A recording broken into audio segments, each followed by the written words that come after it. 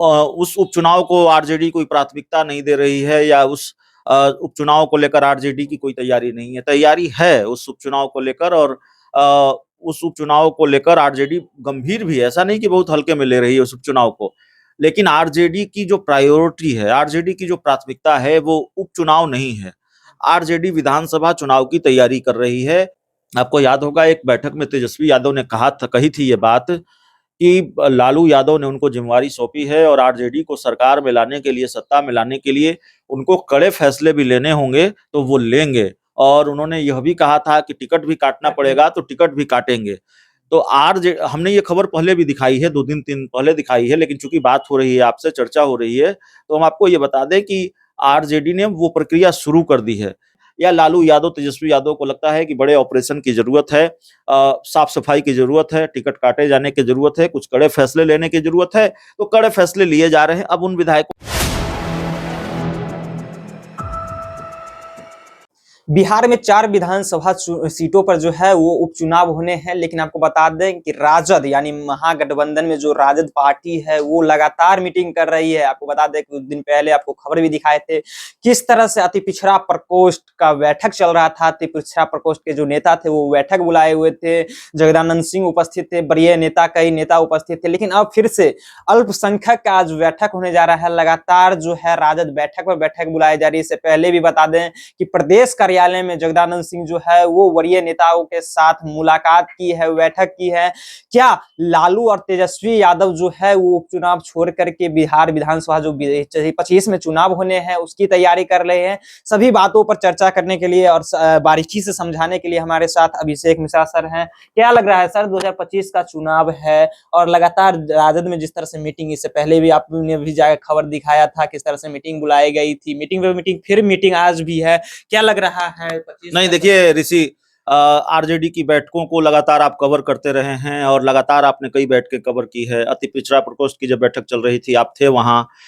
उसके बाद कल भी बैठक हुई है। कई जिलाध्यक्षों को, प्रकोष्ठों के अध्यक्षों के साथ बैठकें चल रही है। आज आप बता रहे हैं, आप ही के पास ये जानकारी है, अल्पसंख्यक प्रकोष्ठ की आज बैठक बुलाई गई है, तो बैठकें लगातार हो रही है। देखिए, मैं ये नहीं कह रहा हूँ ऋषि की बिहार में जिन 4 विधानसभा सीटों पर चुनाव होने हैं, रामगढ़, बेलागंज, इमामगंज और तरारी, उस उपचुनाव को आरजेडी कोई प्राथमिकता नहीं दे रही है या उस उपचुनाव को लेकर आरजेडी की कोई तैयारी नहीं है। तैयारी है उस उपचुनाव को लेकर और अ, उस उपचुनाव को लेकर आरजेडी गंभीर भी है। ऐसा नहीं कि बहुत हल्के में ले रही है उस उपचुनाव को। लेकिन आरजेडी की जो प्रायोरिटी है, आरजेडी की जो प्राथमिकता है वो उपचुनाव नहीं है।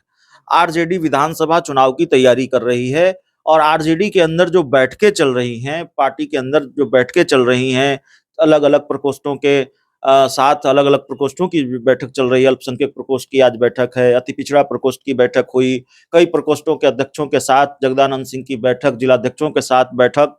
तो ये सारी जो बैठकें चल रही हैं, अ, जो हमारे पास जानकारी है या जो मेरी अपनी समझ है, वो बैठकें अ, उपचुनाव को लेकर नहीं है, वो विधानसभा उपचुनाव को लेकर है। और आरजेडी की तैयारी, मैं बार-बार कह रहा हूँ कि आरजेडी की तैयारी इस लिहाज से है कि बिहार में विधानसभा के चुनाव इसी साल हो सकते हैं।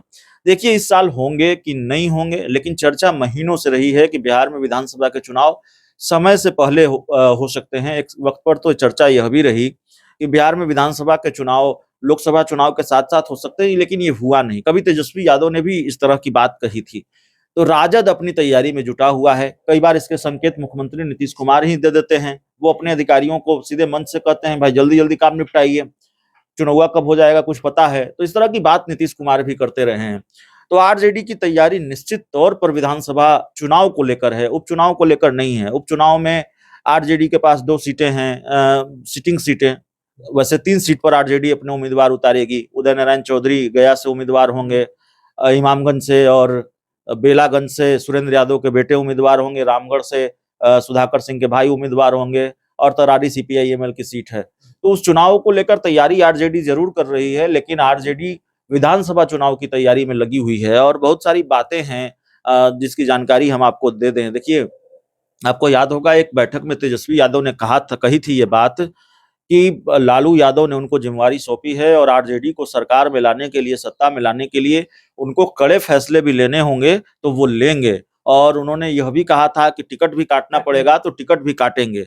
तो हमने ये खबर पहले भी दिखाई है, 2 दिन 3 दिन पहले दिखाई है, लेकिन चूंकि बात हो रही है, आपसे चर्चा हो रही है, तो हम आपको ये बता दें कि आरजेडी ने वो प्रक्रिया शुरू कर दी है।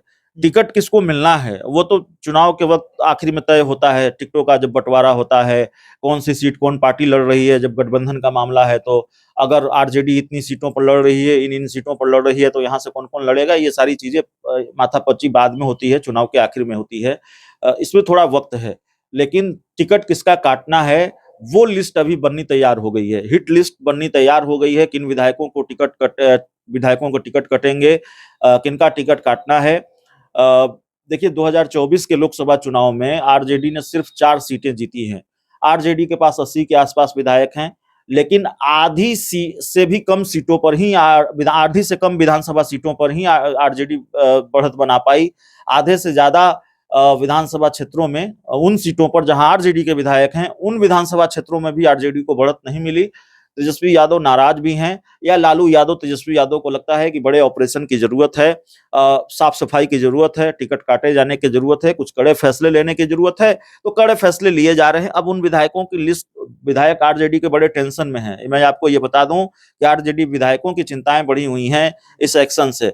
लिस्ट तैयार हो रही है आरजेडी दफ्तर में, बिल्कुल फाइलें आ रही हैं और लिस्ट तैयार हो रही है, किन विधायकों के टिकट काटे जाने हैं ये अभी से तय हो रहा है, किनको टिकट मिलेगा ये तो बाद में तय होगा, विधायकों को परफॉर्मेंस दिखाना, किनका किनका तय होगा वो लिस्ट तैयार हुई है। आपको देखिए तेजस्वी यादव 15 अगस्त के बाद से यात्रा पर निकलने जा रहे हैं, तो वहां भी तेजस्वी यादव जिन जिलों में जाएंगे, जिन जिलों की यात्राएं करेंगे, वहां भी उम्मीदवार चिन्हित होंगे।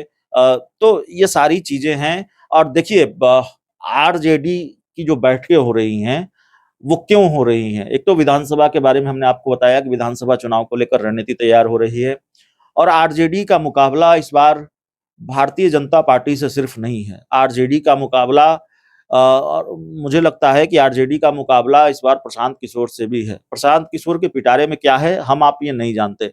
प्रशांत किशोर अपना भोकाल टाइट कर रहे हैं, लेकिन सिर्फ भोकाल टाइट करने से, जलवा बिखेरने से, भीड़ जुटाने से प्रशांत किशोर पहली बार विधानसभा का चुनाव लड़ रहे हैं, कह रहे हैं सभी 243 सीटों पर लड़ेंगे। आज तक किसी राजनीतिक दल ने ये हिम्मत नहीं जुटाई है कि वो अकेले वो 243 सीटों पर लड़े। जो रिकॉर्ड आप देखेंगे बिहार ही नहीं अलग राज्यों में, तो जो एकला चलों की कोशिश करते हैं, अकेले चलने वाले राजनीतिक दल को बहुत फायदा मिलता नहीं है, अकेले चलने वाले नेताओं को बहुत फायदा नहीं मिलता है।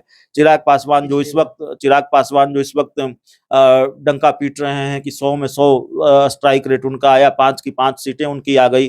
जब वो अकेले थे तो कितनी सीटें वो जीत पाए। उन्होंने कुशेश्वर स्थान का उपचुनाव लड़ा, तारापुर का उपचुनाव लड़ा, विधान परिषद का उपचुनाव लड़ा, एक भी सीट वो नहीं जीत पाए। तो अकेले चलकर चिराग पासवान ने भी देखा, अकेले चलकर पप्पू यादव ने भी देखा, अकेले चलकर उपेंद्र कुशवाहा ने भी देखा, लेकिन सबका हश्र बुरा हुआ। सब कोई भी आप कह सकते हैं कि उस स्थिति में नहीं आ पाया जिसको कहा जाए कि अकेले चलने का इनका प्रयोग सफल हुआ।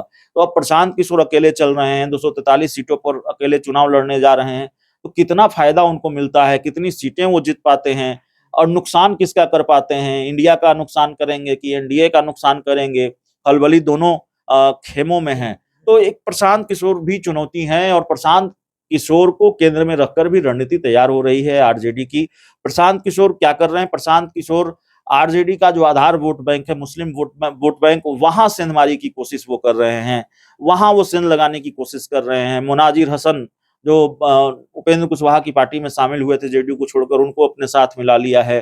कई मुस्लिम नेताओं को साथ लिया है, और कई दूसरे जाति से आने वाले नेताओं को भी, जेडीयू आरजेडी के नेताओं को भी तोड़ा है, अपनी पार्टी में शामिल कराया है। तो ये सारी चिंताएं आरजेडी की हैं, और बैठकों का मतलब यह भी है कि प्रशांत किशोर के प्रति जो आकर्षण है, प्रशांत किशोर के प्रति जो आकर्षण आरजेडी नेताओं का है। एक चिट्ठी भी जारी की थी जगदानंद सिंह ने, आपको याद होगा। तो जाहिर तौर पर इस तरह की रणनीति भी है कि प्रशांत किशोर आरजेडी में कोई सेंधमारी न कर पाए, या प्रशांत किशोर आरजेडी का जो आधार वोट बैंक है उसमें कोई सेंधमारी न कर पाए। लेकिन वैसे भी प्रशांत किशोर के लिए बहुत आसान नहीं होगा लालू यादव के मुस्लिम यादव तिलिस्म को तोड़ना, मुस्लिम यादव समीकरण में सेंध लगाना, लेकिन ऐसी कोशिश प्रशांत किशोर कर रहे हैं। और आरजेडी ये समझती है कि थोड़ा बहुत भी प्रशांत किशोर सफल हुए तो बड़ा नुकसान हो जाएगा विधानसभा चुनाव में। तो उस नुकसान के डैमेज कंट्रोल के लिए भी लगातार बैठकें हो रही है। एक चिंता आरजेडी की प्रशांत किशोर भी हैं। जी। क्या आज जो अल्पसंख्यक की बैठक होने जा रही है, जिस तरह से आप बताएं कि मुस्लिम जो वोट बैंक है, जो लालू यादव के करीबी माने जाते हैं, एमवाई समीकरण जो है, उसको लेकर के तो नहीं लग रहा है कि बैठक बुलाई गई है? प्रशांत किशोर का एक मैंने डर आपको भी हो- बताया, देखिए मैंने आपको बताया ऋषि कि ये सारी चिंताएं हैं। विधानसभा चुनाव को लेकर रणनीति है, संगठन को कैसे सुदृढ़ किया जाए, एक राजनीति की रवायत है, परंपरा है। हर दल ये कोशिश करता है और हर दल में ये कोशिश हो रही है। लेकिन आरजेडी के पास इसकी चिंता ज्यादा है कि मुस्लिम वोट बैंक, जो आधार वोट बैंक है आरजेडी का, मुस्लिम यादव वोट बैंक, उसमें प्रशांत किशोर सेंधमारी की कवायद कर रहे हैं। आसान नहीं है प्रशांत किशोर के लिए, लेकिन वो जरा भी सफल हुए तो आरजेडी को नुकसान हो जाएगा। तो आरजेडी इसके डैमेज कंट्रोल में लगी हुई है। तो लगातार जो बैठकें चल रही हैं और आज जो अल्पसंख्यक प्रकोष्ठ की बैठक बुलाई गई है, उसका मतलब भी यही है। जी। चलिए, तो आज जो आरजेडी जो बैठकें बुला रही है अल्पसंख्यक प्रकोष्ठ के, उसका मतलब यही है, जिस तरह से लगातार जगदानंद सिंह को लेटर निकालना पड़ता है कि देखिए प्रशांत किशोर जो बुला रहे हैं उसमें जाना नहीं है, तमाम तरह की बातें हुई। और जिस तरह से अति पिछड़ा प्रकोष्ठ का बैठक हो, या फिर कहें तो आज अल्पसंख्यक प्रकोष्ठ का हो, या फिर जगदानंद सिंह जो जिला अध्यक्ष, सभी प्रकोष्ठों के जिला अध्यक्ष को बुला बुला कर जो राजद कार्यालय में मीटिंग बुलाए थे, उसको लेकर के तो 25 के साथ साथ जो उपचुनाव पर भी नजर है, और साथ साथ जो एमवाई समीकरण बिगड़े ना चुनाव से पहले, उस पे भी नजर जो है वो बनाए हुए है। लालू यादव और तेजस्वी यादव की नजर जो है विधानसभा के साथ साथ सभी चीजों पर भी नजर है। इन्होंने अपनी बारीकी से आप लोगों को बताया। आपकी क्या प्रतिक्रिया है? अपनी प्रतिक्रिया नीचे कमेंट बॉक्स में रखेगा। आप देख रहे थे 4 PM।